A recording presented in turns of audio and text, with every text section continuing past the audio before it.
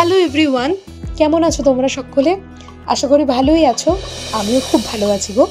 আবারও আজকে তোমাদের কাছে নতুন একটি রেসিপি শেয়ার করব। আজকে আমি বানাবো ভেটকির কালিয়া। আর দেরি কেন, চটপট রান্নায় যাওয়া যাক। আমি একটি প্লেটে মাছগুলো সুন্দর করে সাজিয়ে নিয়েছি। এরপর আমি নুন, হলুদ, সর্ষের তেল মাখিয়ে নেব। ভালো করে সর্ষের তেল মাখিয়ে নিয়ে অন্যদিকে গ্যাসের উপর কড়াই বসিয়ে নিয়েছি।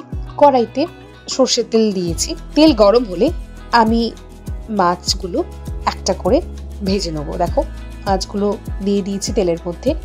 ভালো করে কড়া করে ভেজে এপিট ওপিট করে আমি একটি প্লেটে সমস্ত মাছগুলো তুলে রাখলাম। অন্যদিকে মাছ ভাজা হয়ে গেছে।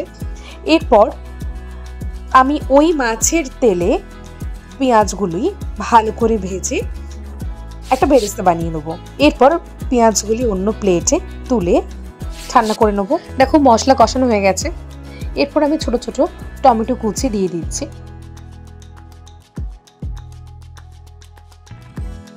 ভালো করে সমস্ত মশলার সাথে টমেটোটাকে ভালো করে মিশিয়ে নিয়ে কষানো হয়ে গেল। এরপর দিয়ে দেবো মাছের টুকরোগুলো। দেখো, মাছের টুকরোগুলো এক এক করে দিয়ে দিচ্ছি। দিয়ে ভালো করে কষিয়ে নিয়ে রেডি হয়ে গেছে আজকে আমাদের রেসিপি ভেটকির কালিয়া। এরপর একটুখানি ধনেপাতা ওপর থেকে আমি ছড়িয়ে দিলাম।